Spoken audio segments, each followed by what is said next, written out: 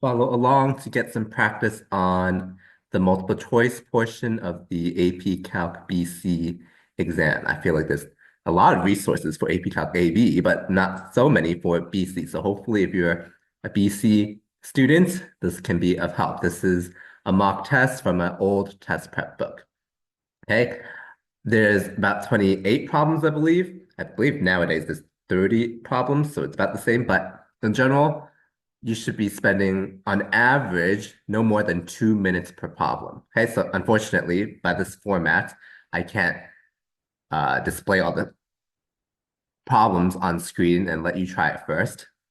And then you can time yourself. Of course, if you have the problem set, you can do that.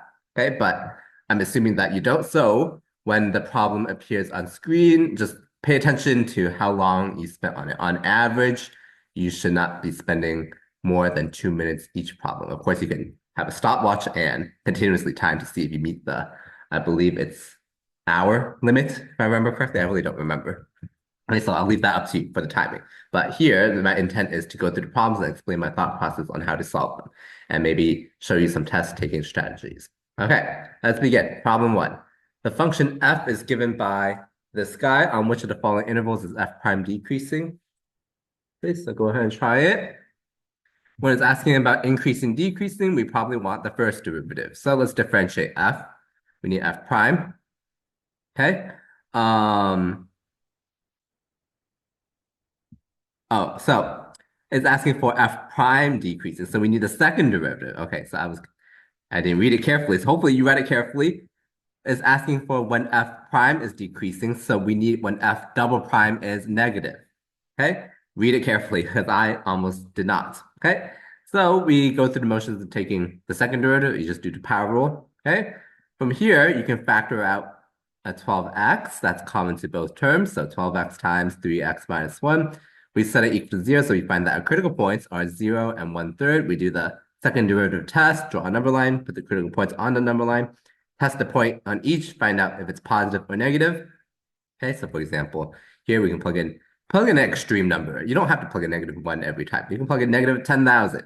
So you for sure know this is negative, and this will be negative as well. So two negatives make a positive. From here, you can plug in like 0.000001, make it extreme. This would be positive. This would be negative. So it's positive times negative is negative. Here, plug in like 10 billion. Positive, positive, for sure it's positive. Okay, you don't have to plug in 1, 1/4, and -1. This is probably the most common points because even I thought of it. I'm just an average person, technically. Okay, so plug in extreme because it will make your life easier a lot of the time. Okay, to determine the sign. So the answer is D because f prime decreases when the second derivative, when f double prime is negative. So that's between 0 and 1/3. Problem two. What is the area under the curve described by the parametric equations? X is sine t, y is cosine squared t, t is between 0 and pi over 2. Okay, so we need to remember how to find the area under parametrically defined curve. Okay? Or it's just integral y dx from t is 0 to t is pi over 2. We could do that. Or we can just rewrite this as a function of x. That's what I did over here, actually. Okay, because y is cosine squared, which we know is 1 minus sine squared by that identity. So it's just 1 minus x squared.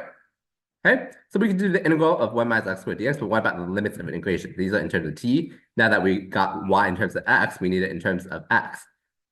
So when t is 0, x is 0, sine of 0 is 0. When t is pi over 2, x is 1. So we can do integral from 0 to 1 minus x squared dx, and then you should get 2/3. Okay, so we can do it like this, or you can do integral from 0 to pi over 2, y dx, so cosine squared t times derivative of x is cosine t dt. Okay, so it'll be cosine cubed, and then you need to use the trig integral techniques. So that's a little more tricky, a little more tedious. So this is more straightforward in my opinion. Okay. 3, function f is given by this guy. All of these statements are true except, okay, so it's asking about 0, point of inflection, 0, monotonic. So we probably want the first and second derivative to answer some of these. So we just differentiate. So f prime is this. F double prime is this by the power rule. Okay. So let's go through the choices. Honestly, you probably need to go through most of them. Okay. So part A asks or says 3 over 2 minus 3 over 2 is the 0 of F. Let's skip this because if we plug in negative 3 over 2 here, it's computation heavy. Don't bother wasting your time there. Okay. Come back to it if you need to, but it's risky and takes a lot of time. So skip it for now. How about B minus 3 over 2 is the point of inflection of F? Well, point of inflection is when the second derivative changes sign. So the second derivative is here. We can plug in minus 3 over 2. That's not too bad. It's 0, okay? But 0 is not enough. We need to check that it changed sign. So either went from negative to positive or positive to negative. How to do that? We just plug in a few sample points, like here I did. F double prime of negative 2 is negative. F double prime of negative 1 is positive. Negative 2 is less than minus 1.5. Negative 1 is greater than minus 1.5, okay? And why can I just simply pick those 2 points? Well, a polynomial is continuous all the time, so I don't have to worry about that. It's discontinuous or anything like that, okay?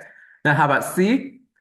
Oh, by the way, it's true, so it's asking for not true, so we cross this one out, okay? So maybe I should even, there we go. Okay. Now, C minus 3 over 2 is the local extrema of F. How do we know if it's a local extrema? If the first derivative changes sign. So, if we do F prime of minus 3 over 2, it is 0. Then minus 3 over 2 over here. But we check points before and after again. We see that F of minus 2 is positive. F of minus 1 is positive. Derivative did not change sign. Okay, so likely this one's the answer. It's because it's false. It's asking for which ones are false. Which one is false, sorry. Okay, we keep going for now. Minus 3 over 2 is 0 of derivative of F. Well, technically we did it over here, but let's imagine we didn't do it yet. Let's skip it because it's computation heavy, even though we had to do it for part C. That's why I'm trying to reason over here, okay? And part choice E, F is strictly monotonic. No, or it's true, sorry. It's no because it's asking for not true, okay? F prime is positive, so F is always increasing, okay? Okay, so we can even cross this one out. Like that. There we go. Okay. So the best answer is E. You didn't even have to check A. That was the computation heavy one. This one you had to do part D, and you would have found that it is 0. Okay, problem 4, this integral. Hopefully you know this integration by parts. So the way u be ln x, du is 1 over x dx, dv is whatever is left in the integrand, which is x dx. V is the integral, so half x squared. So uv minus integral v du, that's right here. This is just power rule.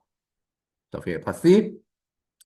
And then we just have to get a matching choice. So, because from here, you don't see a matching choice. So you got to factor out a 1/4 x squared. You could use the multiple choice to help you out to decide what to factor. Okay.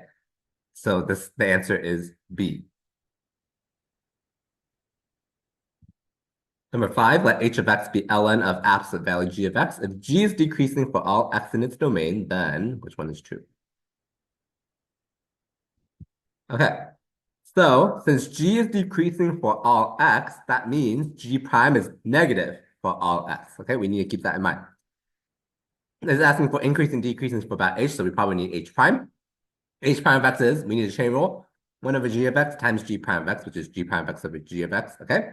We know g prime is negative, okay, but we don't know anything about g. So we cannot conclude anything about the sign of h prime because we don't know anything about the sign of g. So we can eliminate A, B, and D. Okay, A because we can't conclude if H is positive.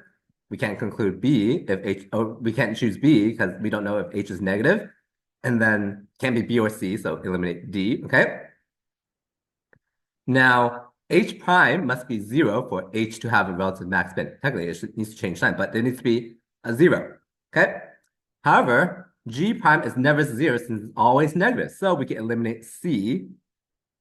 Or sorry, we don't eliminate C, it's true. So we eliminate E and we pick C. Okay, so this is a very conceptual question here. 6, 7, and 8 are all on this one graph here. So we're going to try these 3.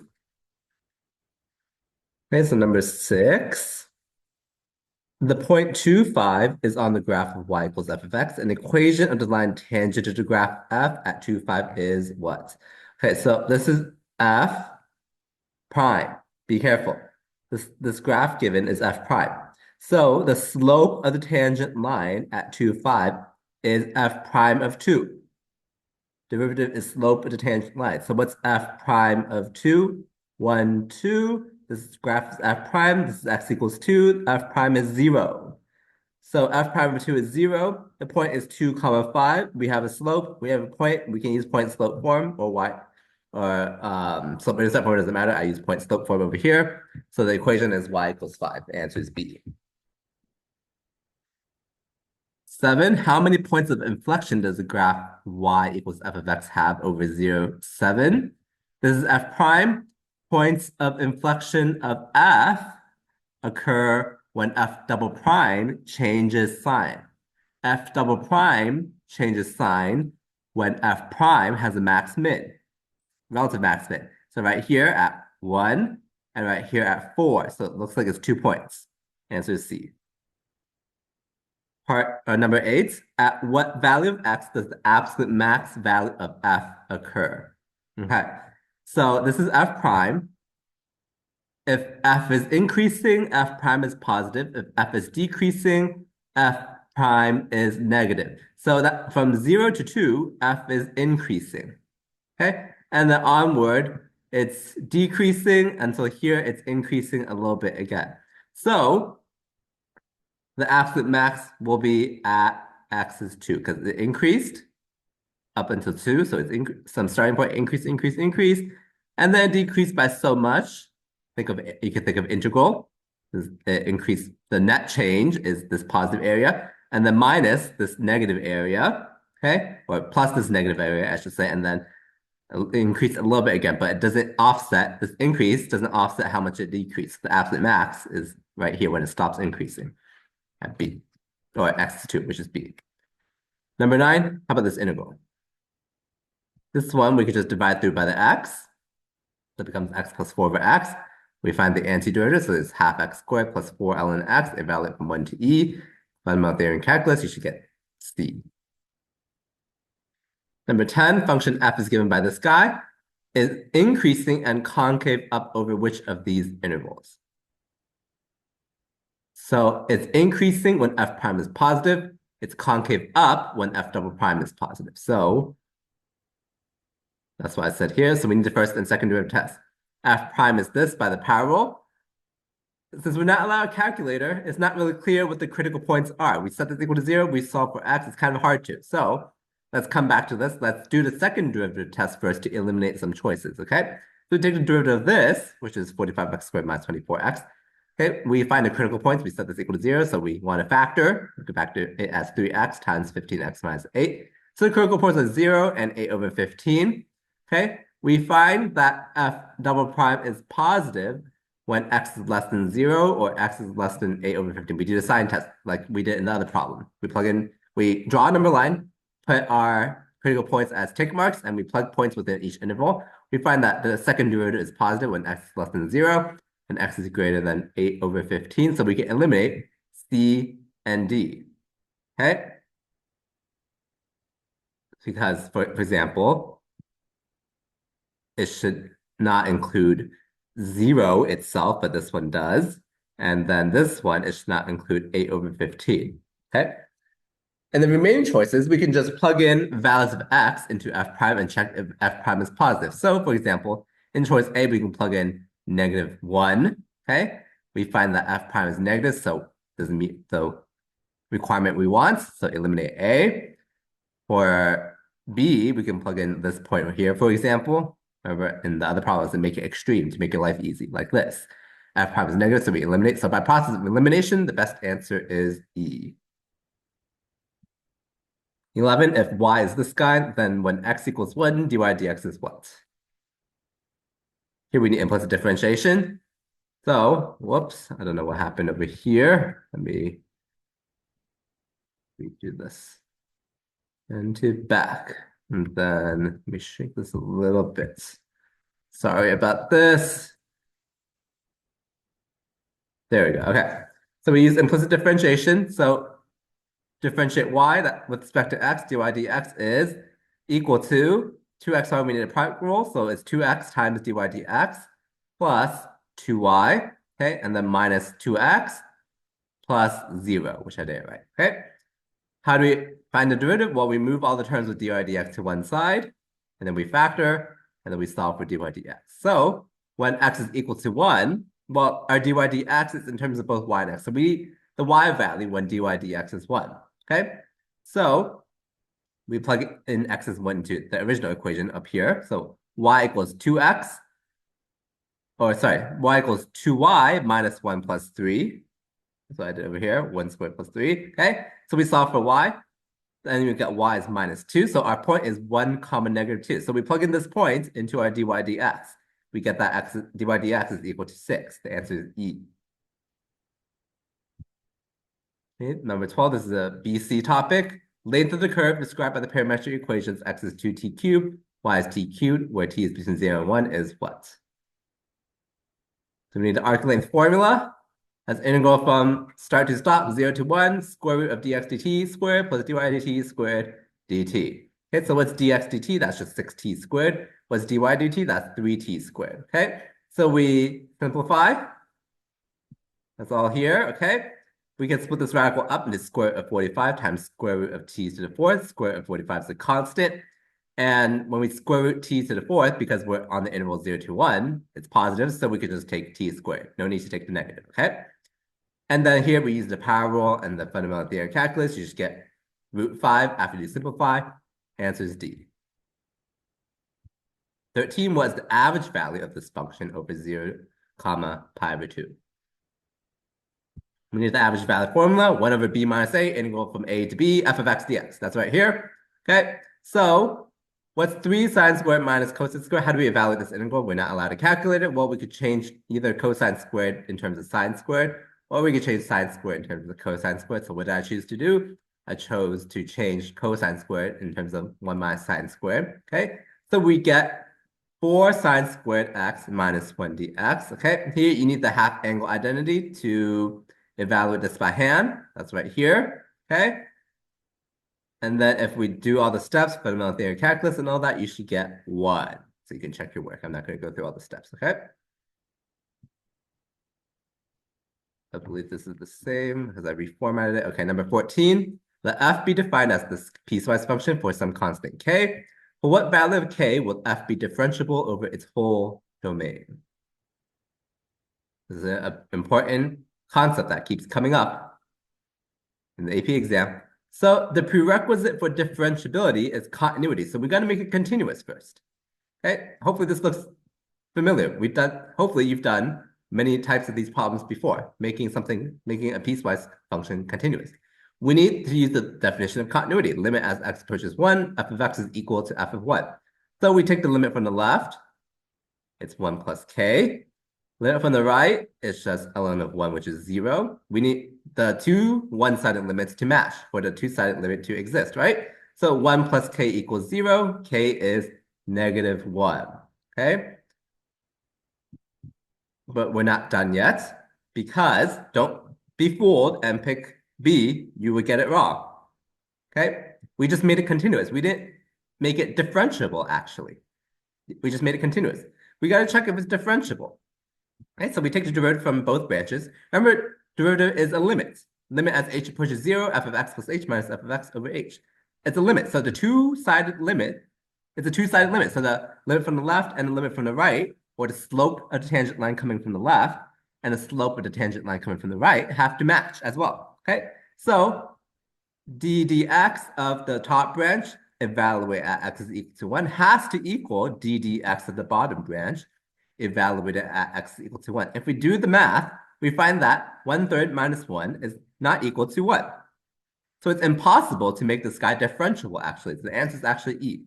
If you got too excited and prematurely selected B, you would have gotten it wrong. The answer is E, not differentiable. It can't be differentiable. Okay, 15. What is the approximation of the value of E cubed obtained by using a 4th degree Taylor polynomial for e to x about x is equal to 0? Hopefully you have the Taylor series for e to x memorized, the Maclaurin series. Okay, e to x, if we stop at a fourth degree term, it's 1 plus x squared over 2 factorial plus x cubed over 3 factorial plus x to the fourth over 4 factorial. So x, or e cubed, we plug in x as 3. Okay, we just got to evaluate the terms and simplify a little bit so that you should get either A or B. I think this multiple choice is wrong, so that it should be either A or B. Because you can see 9 over 2 plus 9 over 2 should be 9. Okay. 16, how about this integral? This is classic integration by parts. Hopefully you recognize that. So we can use the tabular method in this one even. You can watch my crash course in integration by parts video. I'll link it if I remember to do it, to learn how to do this tabular method if you're not familiar with it. Otherwise, you have to do integration by parts 3 times actually, or 4 times. Okay, so the answer is E after you do the tabular method.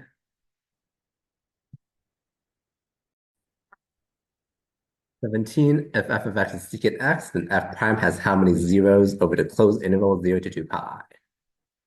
We got to remember our trig here, but first, let's first take the derivative of f. Derivative of secant is just secant x times tangent x. Okay, we set it equal to 0, define the zeros. And here's where we need to remember our trig. So either secant x is 0 or tangent x is 0. Secant x is never 0. So we only worry about tangent x equals 0. Tangent x is 0 when x is 0, pi, 2 pi on this interval. Okay, so the answer is D because there's 3 right there. Okay, number 18, go ahead and try this one. I'm not going to read it. I need you to be able to interpret it and understand it. But basically, it's asking about all the approximation methods that you learn for taking integrals. The left endpoints or left Riemann sum, right Riemann sum, midpoints, trapezoid method, all those. And it's basically asking which one's an overestimate, which one's an underestimate, and how does it compare with the actual integral, the actual area. Got to sort them, basically. Okay, so I would recommend just drawing the shapes, okay? I don't think this is the old slide. Okay, so I drew this blue one, this turquoise one, light blue one for the left endpoint. So here's a representative rectangle. Honestly, it doesn't matter the length of the base. Okay, you just need to draw a rectangle. And actually, the more extreme, the longer the interval, the more easy it is to see which one's the over and underestimate, actually. Okay, you'll see in the trapezoid method why. Okay, so I drew the light blue one as left endpoint. This is within the same interval. The green one here is midpoint, and this dark blue one is right endpoint. So you can clearly see that the left endpoint would be an underestimate, okay, and the curve is monotonically increasing, so each of the rectangles will be an underestimate for left endpoint. So we can eliminate choice A already because this is saying that L3 is an overestimate of the actual area, which is not, it's an underestimate. Everything else is less than the actual interval, so we're good there. Right endpoint should be an overestimate. We can eliminate choice B because this is saying it's an underestimate, okay? And then midpoint, you'll see actually, this one's a little tricky to see. It seems to be an overestimate, but no, actually it's an underestimate, okay? Because the shape of the graph, it's increasing faster and faster, okay? So this overestimate here will get canceled out by the underestimate over here. It's not as big of an overestimate as it is an underestimate over here. So it's actually an underestimate. So this is where if you draw it more extreme, then you'll see it much easier. Okay? So midpoint is an underestimate, but clearly it's not as bad as this underestimate of left endpoint. So the order got flipped over here, so we can eliminate C as well. Now we're left with trapezoid method. Is it it's going to be an overestimate, okay? But is it as bad of an overestimate as right endpoint, or is it not? So here you can see why it's hard to see sometimes. So if you draw a more extreme interval, a really, really big trapezoid, then you'll see if it's an over or underestimate much easier, okay? Because I zoomed in, it's a little easier to see, but when you sketch it, it's kind of hard by hand. You're not allowed a calculator for this one. Okay, so you can see it's an overestimate clearly, right? And it's clearly not as bad as the overestimate of the right endpoint. I didn't draw it here, but remember over here, it clearly stuck out all the way up here. Trapezoid, it only sticks out a little bit over here. So it's not as bad of an overestimate, so it should be E. 19, here's a series one. Which of the following series converge? Okay, let's go number one. If we do the test for divergence, limit as n goes to infinity of this guy, clearly the exponential grows so much faster than linear. It's infinite, which is not zero, so it diverges. We can eliminate A and D and E right away. Okay, choice two, this is the harmonic series. We should be able to recognize this right away. So it diverges, eliminate B, and we're left with choice C. And we can check cosine of 2n pi when n is 1, 2, 3, 4, so on and so forth. It's just cosine of 2 pi, 4 pi, 6 pi, 8 pi, that's always 1. So this series is actually 1 over n squared, which converges. We know it's a p series with p equals 2. 20, the area of the region inside the polar curve r is 4 sine theta, but outside the polar curve r equals 2 root 2 is given by what? Okay, here's it for sure, a BC topic as again, polar curves. So how do we find area of a polar curve? It's half r squared d theta, but this is bounded by two polar curves. How does this one look? It should be a circle, but offset. This is a circle centered at the origin, but with radius 2 root 2. Okay, so let's sketch it real quick. You got to be able to sketch these. That's the easiest way to do it, to be honest. Okay, so here's the 2 root 2. R is 2 root 2, the circle centered at the origin, as I was saying. And here's 4 sine theta. It's offset, as I was saying. Okay, so I don't know why this got formatted strangely. There we go. I feel like it always happens when I close the program. But anyway, so the outer curve is 4 sine theta, clearly. So we could find the area of the outer curve from this point to this point, and then subtract off the area of the inner curve, which is this one, the 2 root 2, r is 2 root 2, from this point to this point. Because from this point to this point, this is the area of the inner curve, right? The area of the outer curve is the entire thing, so we just subtract off here. I hope you're following my cursor, okay? Therefore, we need the points of intersection. We set the two equations equal to each other. We get pi over 4 and 3 pi over 4 as the solution. So our integral becomes half integral from pi over 4 to 3 pi over 4 of the outer, we said, minus half integral of pi over 4 to 3 pi over 4 of the inner. You can set this up as one integral, or I like to think of it as this area minus this area. So that's why I set it as two integrals.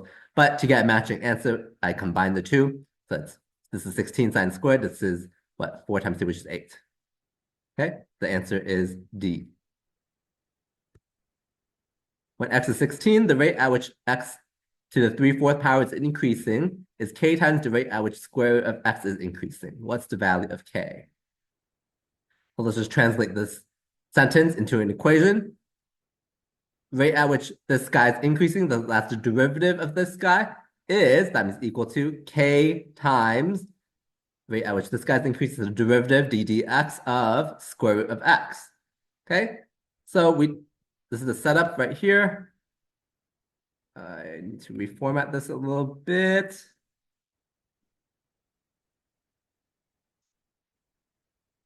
That's the spacing. Hold on, let me do it right now. Apologize. For some reason, whenever I close this program, it reformats it back to what it wants to be. Okay, a little better. Okay. So take the derivative. This is this translating, as I was saying, and then we take the derivative. It's right here. Okay, plug in x equals 16, and then solve for k. So the answer is D. 22, the length of the path described by the parametric equations, x is 2 cosine 2t, y is sine squared t, for t is between 0 and pi, is given by which one? It's asking about arc length again. So arc length is integral from 0 to pi, square root of dxt squared plus dy dt squared dt. What's dx dt? We need the chain rule. That is minus 4 sine of 2t. Here we need the chain rule as well. It'll be dy dt is 2 sine t times cosine t. Okay, so we plug it in. And then we get the matching answer is E. Number 23, interval convergence of this series. This is an important one to know a strategy to get this quicker, to get the answer quicker. We could do the ratio test and find the radius convergence, then find the interval convergence, and then check the endpoints. But most of the time, you don't need to do that. Okay, instead, it's usually much faster to just start checking the endpoints in the given intervals. Okay, and you can eliminate a lot of choices. For example, if x is minus 1/3 doesn't work out, you can eliminate E, C, and A right away. Okay, so that's what I did. That's the first step. When x is minus 1/3, we plug in x is negative 1/3. We get minus 3 to the n plus 2 over n to the 5 halves, which you can rewrite as minus 1 to the n plus 2, 3 to the n plus 2 over n to the 5 halves. If you do the test for divergence, this will blow up. Just ignore this changing sign first of all. 3 to the n plus 2 divided by n to the 5 halves. This exponential will grow so much faster than this power function over here. And then it's going to oscillate between some positive huge number and some negative huge number. Add back this changing sign. So it's going to not converge to anything. So it diverges by the test for divergence. And as I said, since A, C, and E include minus 1/3, but we shouldn't, we eliminate them right away. We eliminate over half the choices already. All right, now we plug in x is 1. That's the only choice left. Okay, either it does include or does not include. When we plug in x is 1, we get 1 over 5 n to the 5 halves power. This is a convergent P series, so we can eliminate B since we should be including it, but it doesn't. So the answer is D. This is how we quickly do a lot of these interval convergence multiple choice problems. Number 24, sorry. F of x has a horizontal asymptote at y equals what? This is a very quick way to do this. This is just using your algebra 2 or pre-calc methods, okay? Degree on top is 2, degree on the bottom is 2 as well if we expand everything out. So we take the ratio of the leading coefficients. The leading coefficient on top will be 6, 3 times 2 if we distribute everything out. And on the bottom it will be 4. So the horizontal asymptote is at 3 over 2 if we simplify. Answer is there. Shown above is the slope field for which is the following differential equations. I have a whole video about how I think through these problems if you need more practice on these. I'll try to link it if I remember to. Okay, so usually we have to recognize patterns either in the slope field given itself or in the equations. Okay, so let's go choice by choice. Per the equation of A, it should not depend on Y.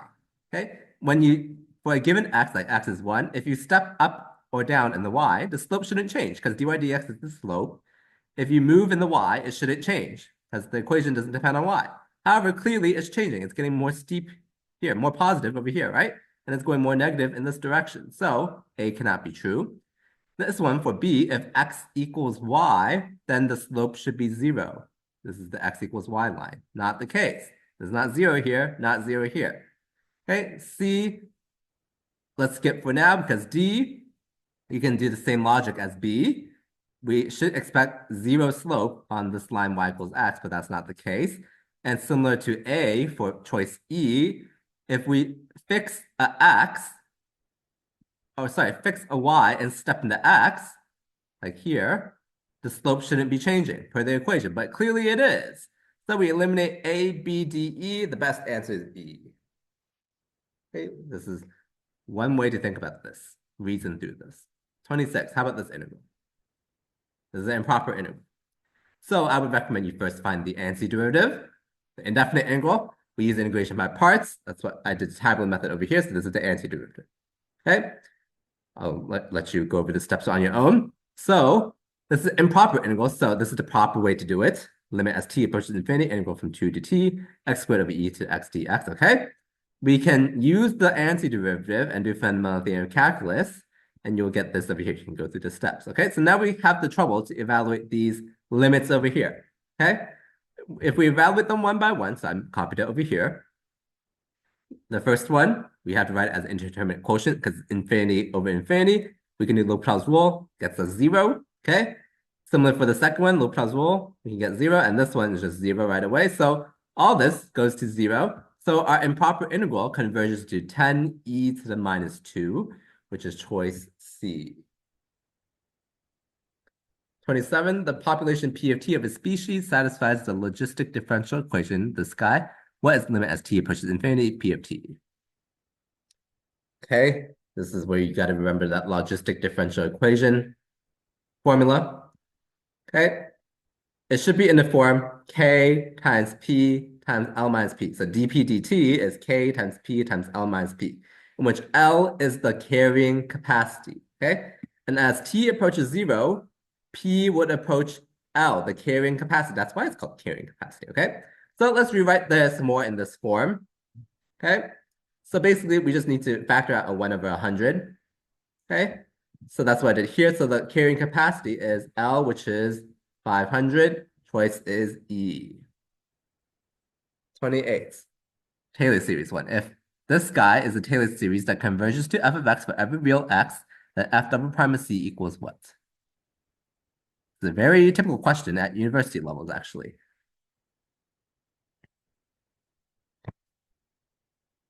Okay, it should just be B, by definition of how the Taylor series was even derived, if you remember, okay? Let's check it by actually differentiating though, okay? So f would be, this is the general formula, okay, expanded form. So f prime would be derivative of a0 is just 0, it's constant, okay? Here it would just be a1. Here we need the power rule, so it'll be 2a2 x minus c to the first power. Chain rule is times 1, okay?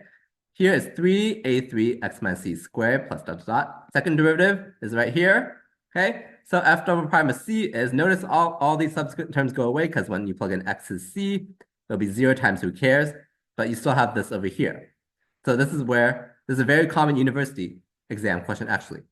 You find a really high order derivative of a Taylor series, but the easy way to do it is it's just n factorial, where n is the nth degree, not nth derivative, sorry. And then you need the coefficient that's originally out in front of the nth degree term. So that's why it's 2 times 1 times a2, because it's the second derivative, so we need 2 factorial times the original coefficient a2. That's how we quickly do these. All right, that's it for this no calculator portion. Hopefully it was good practice. And hopefully if you got stuck on anything, my explanations were of help. Please give this video a like if it has helped you in any way. And hopefully I'll see you in another video as well, maybe the calculator required portion for this mock exam. Hopefully I'll see you there. Bye.